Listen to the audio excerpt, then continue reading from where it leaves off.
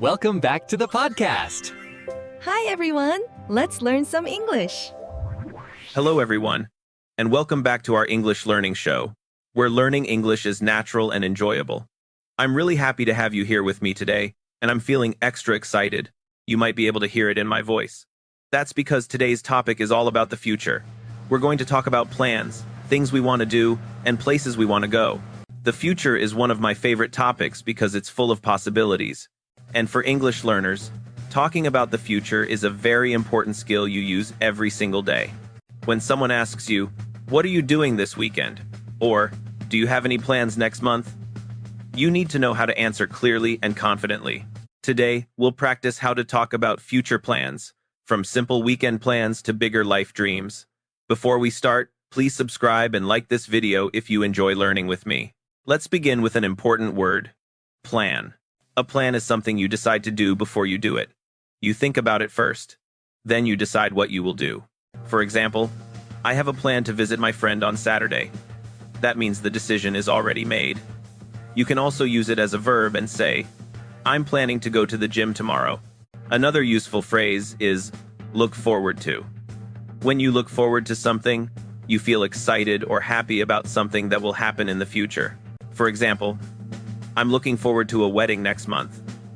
The event hasn't happened yet, but I already feel excited when I think about it. Now let's talk about the phrase, make up your mind. This means to finally decide something after thinking about it for a while. We often think and think before deciding. For example, after choosing between two restaurants, I finally made up my mind and picked Italian food. Another great phrase is work toward. When you work toward something, you take small steps over time to reach a bigger goal. It's a slow but steady process.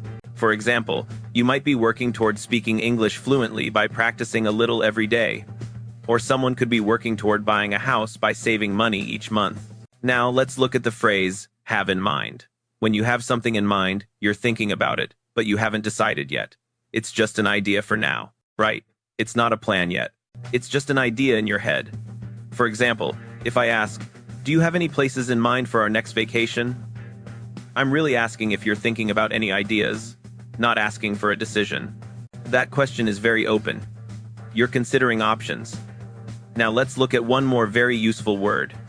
If I ask myself, "Will I go to the party on Friday?" I might say, "Probably." Probably means something is very likely to happen, but it's not 100% certain. Maybe around 80 or 90%. For example, "It will probably rain tomorrow," or "I'll probably have coffee in the morning." So now you know these words and phrases.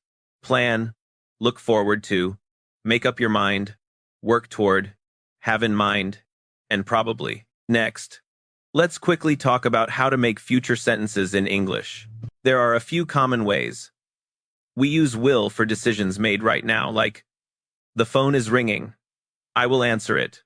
Or for guesses about the future, we use going to for plans we already decided before now. For example, "I'm going to visit my friend this weekend." We also use it when something is clearly about to happen. We use the present continuous for fixed appointments, like, "I'm meeting Tom at 3 p.m. And we use might for possibilities when we're not sure, like, "I might go to the party." Don't worry about memorizing this. Just listen and notice how it sounds. Your brain will learn the patterns naturally. Now, let's practice with real examples. For this weekend, on Saturday morning, I'm going to sleep in. That means I'll wake up late, probably around 9 or 10, because I really need the rest. In the afternoon, I'm planning to meet a friend for lunch. We're going to try a new cafe downtown. I don't know which one yet, but I'm really looking forward to it. On Sunday, I'll probably stay home, read a book, and maybe watch a movie. Nothing exciting, just a quiet and relaxing day. Sometimes that's the best plan. Other plans can be more certain. For example, visiting family on Sunday is already decided, and some plans are less certain, like, "I might go for a run."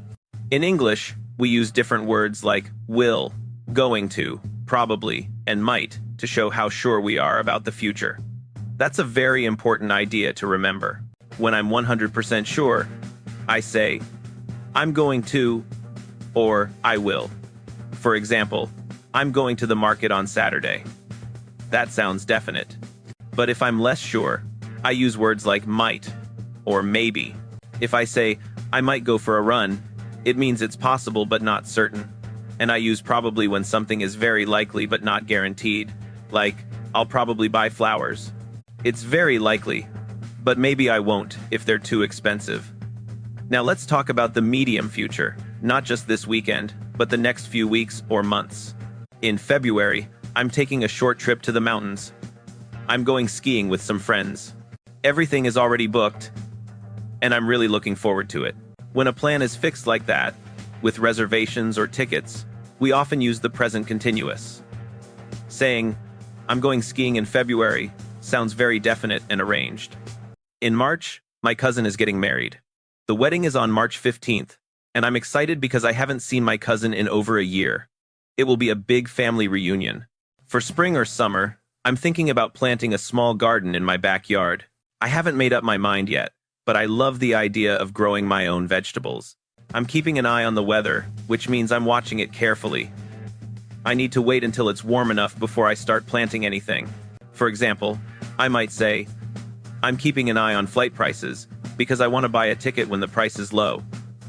That's a smart way to plan ahead. I'm also planning a trip to Portugal in May. It'll be my first time there, and I'm working towards saving enough money by putting aside a little each month. I haven't made up my mind about all the cities yet. I'm thinking about Lisbon and Porto, but I'm still researching. Fingers crossed the weather will be nice. Fingers crossed is a fun expression. It means I'm hoping for a good result. People sometimes even cross their fingers when they say it, like making a small wish. For example, I might say, I have a job interview next week. Fingers crossed I get the job. Now let's talk about the long-term future, big plans and big dreams. The long-term future is exciting because anything feels possible.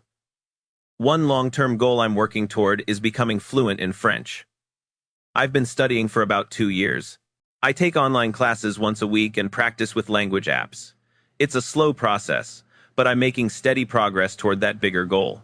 It's slow, but I'm making progress. And people often ask me, why French? I've always loved how it sounds, and someday I want to travel to France and really speak with people there.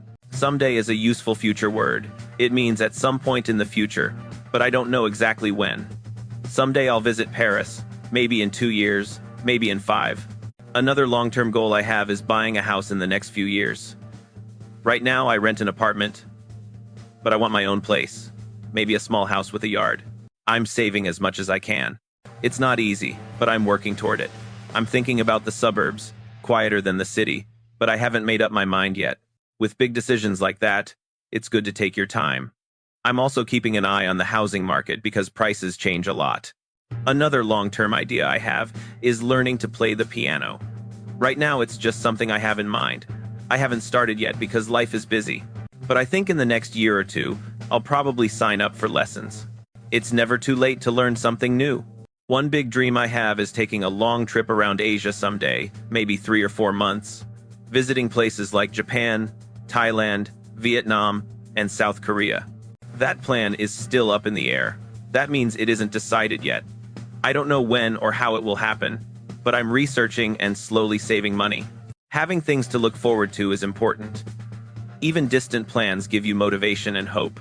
And once you know the patterns, talking about the future in English feels much easier. Let's quickly review. For certain plans, I use I'm going to or the present continuous. For less certain plans, I use might or maybe.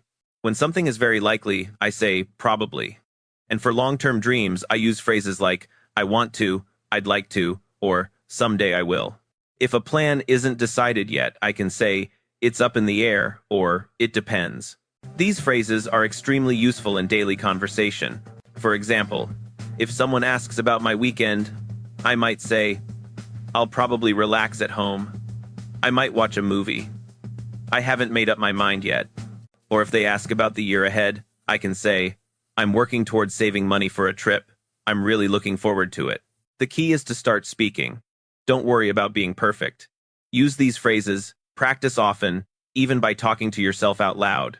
You can say things like, tomorrow I'm going to the store, or next year I'd like to learn something new, maybe photography or cooking. The more you practice, the more natural it feels. And now we're coming to the end of today's episode. Here's your challenge. Write one thing you're looking forward to, something small or something big. Use phrases like, I'm looking forward to, or someday I want to. Don't worry about mistakes, just practice. And if this episode helped you, please subscribe to our English learning show, like the video, and share it with other learners.